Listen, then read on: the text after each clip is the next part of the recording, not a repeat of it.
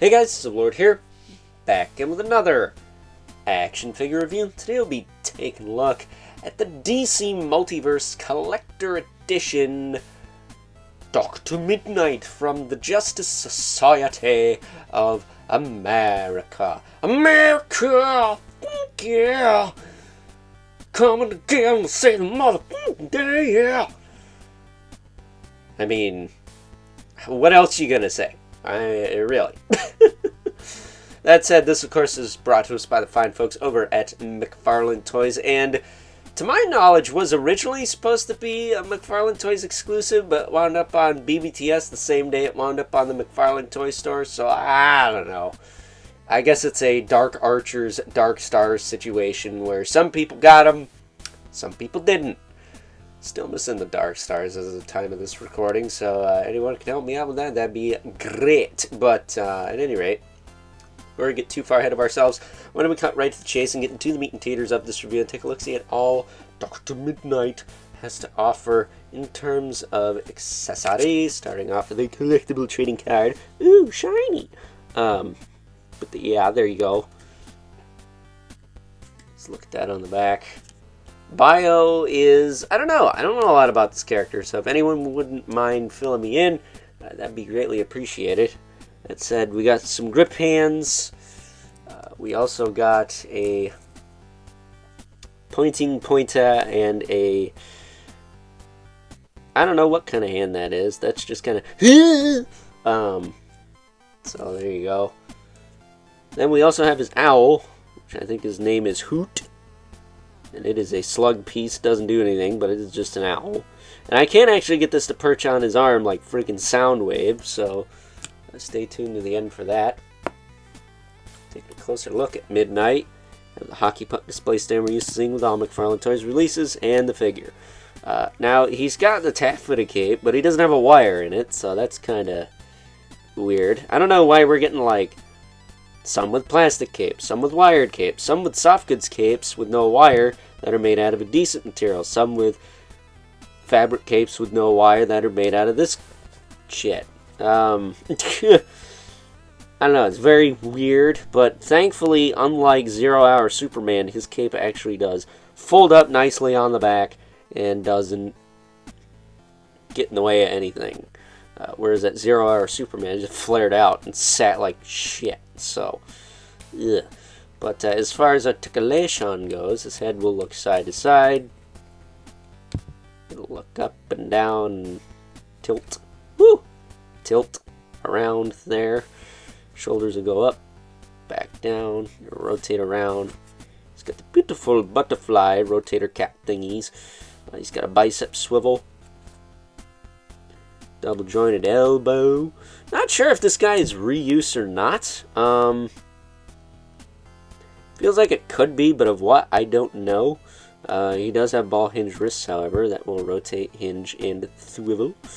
Diaphragm joint. He's got his Robin shirt going on there. Can tilt back. Tilt forward.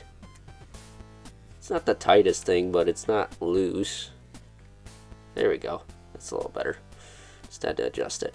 He's got a waist twist, but it's pretty seized up due to his belt. But it does work. Hips kick out. Back down. He does have not a lot of thigh cut. He got a little quiver in there. Yeah, appears to be same on both sides.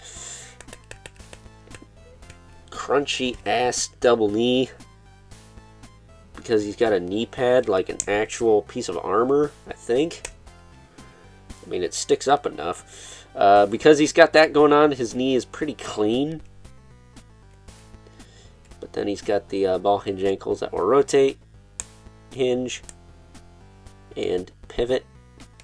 Surprisingly, his feet don't hinder that with these weird lips on the back. Then he's got a toe joint. And some pretty sick tread on his boots. So, yeah, very cool figure.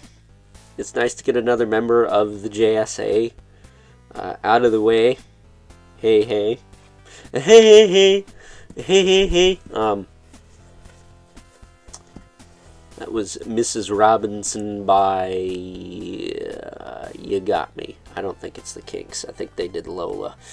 Mrs. Robinson is some other 70s band that half my audience will know, half my audience will be like, what? So, there you go. That's what you get. Figure with no wired cape, but a soft goods cape that sits okay, I suppose. And a lot of new pieces, I'm guessing, because I don't recognize a lot of this guy. But he does have some blank parts, and I'm kind of assuming he's like a heavy retool of something we've gotten probably 50,000 times by now. Much like Transformers, they do that often. They'll take like a skeleton, retool shell bits over top of it, make it look like you're getting a new figure, when really, you're not. So, with that being said, it's time now that we move right along and take a look at some size comparisons.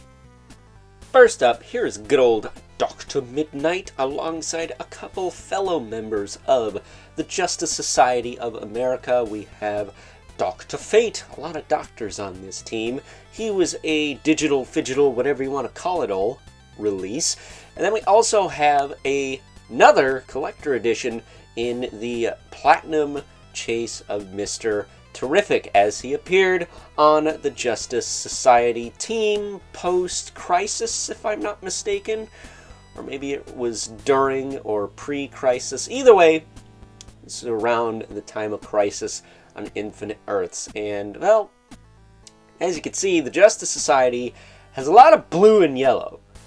Dr. Midnight mixes it up by dressing up in a pseudo-Robin costume and adding a little bit of red, a little bit of green, a little bit of black to the picture. So there you go.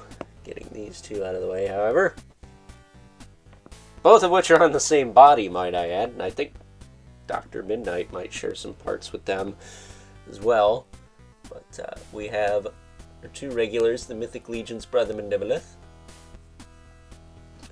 as well as the infamous Elephant Spawn, who, as usual, towers over everyone. And because of his red and black attire, good old Dr. Midnight here is, of course, a card-carrying member of the Men in Red and Black Club, so take that for what you will. But with that being said, it's time now that we wrap things up with some final thoughts. Overall, and despite not having a wire in the cape, it's at least like that No Man's Land Batman and sits well on the shoulders. Because last thing we needed was another 0 Hour Superman situation, right? Right. Other than that, though, I really don't have any gripes with this figure. It's nice to see a lot of new parts, at least new to me. I don't recognize them whatsoever, but if they are reused, please feel free to let me know in the comments where they come from, because, well, it's not a bad batch of parts. And as promised, there is old Hoot resting on his arm like Laserbeak would on Soundwave from Ye Old Transformers. So it is doable. Gotta finagle with it a little bit, but at the end of the day, it is doable. So, yeah. With that being said, hope you guys enjoyed this review. Until next time, catch you guys later.